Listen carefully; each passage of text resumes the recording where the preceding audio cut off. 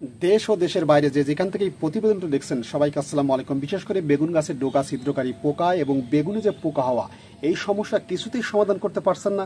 অনেক জিনিস ব্যবহার করা শেষ এবং বিভিন্ন পরামর্শ নিচ্ছেন, তারপরেও কাজ হচ্ছে না। আজকের ভিডিওটি কন্টিনিউ করুন, সেক্ষেত্রে আল্লাহর অশেষ রহমতে আপনি যদি 1 থেকে 2 বার স্প্রে করতে পারেন, সেক্ষেত্রে বেগুন গাছের ডোকা ছিদ্রকারী পোকা এবং বেগুনে যে পোকা হওয়া, এই সমস্যাটি থাকবে না। সেটা কিভাবে জানবো ভিডিওর অংশ থেকে। তার আগে অবশ্যই যদি আপনি আমার ইউটিউব চ্যানেল থেকে এই ভিডিওটি দেখে থাকেন, সেক্ষেত্রে অবশ্যই একটু সাবস্ক্রাইব করে দিবেন। আর যদি পেজ থেকে দেখে থাকেন একটু ফলো দেবেন। তাহলে চলুন আমরা বিস্তারিত জেনে নিই আসলে বেগুনের ডোকা ছিদ্রকারী পোকা এবং বেগুনে যাতে পোকা না হয়, ফলনটা যাতে ভালো হয়, গাছটা বেঁচে থাকে, সেই কারণে আমরা কি কি করতে হবে, কি স্প্রে করতে হবে সেটা একটু জেনে নিই।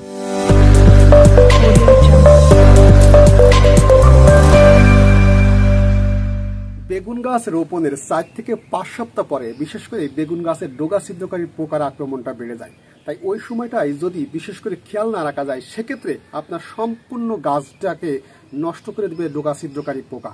তাই কি করতে হবে? আমরা তো অনেক কীটনাশক ব্যবহার করি। আপনারা অনেকে অনেক সময় বলে থাকেন যে ভাই আমি কীটনাশক ব্যবহার করেছি, অমুক তেল ব্যবহার করেছি, তারপরেও কাজ হচ্ছে না। কেন কাজ হচ্ছে না জানেন? আসলে সঠিক তেলটা হয়তো আপনি ব্যবহার করেননি।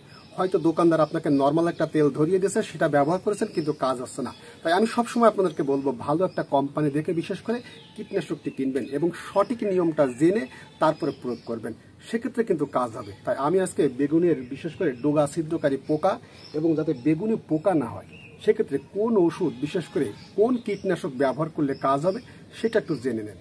তাই বেগুন গাছে বিশেষ করে যে ডোকা ছিদ্রকারী পোকার আক্রমণটা কম হয়, সেক্ষেত্রে আপনি ব্যবহার করতে পারেন, রিলোডটা ব্যবহার করতে পারেন এসিআই কোম্পানির। 1 লিটার পানিতে শুধুমাত্র 0.5 ml হারে 15 দিন অন্তর স্প্রে করে যাবেন।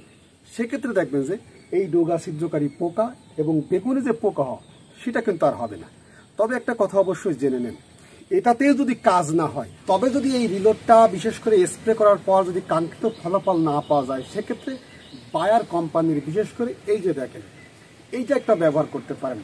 এই যে বেল্ট এক্সপার্ট, এই বেল্ট এক্সপার্টটা 1 লিটার পানিতে শুধুমাত্র 0.5 ml হারে, শুধুমাত্র 0.5 ml হারে প্রতি 15 দিন অন্তর যদি স্প্রে করতে পারেন, সেক্ষেত্রে আপনার বিশেষ করে এই যে ডোকা ছিদ্রকারী পোকা এবং বাগুনে যে পোকা এবং অন্যান্য পোকা যদি থেকে থাকে, সেক্ষেত্রে সেটাও ধ্বংস হয়ে যাবে।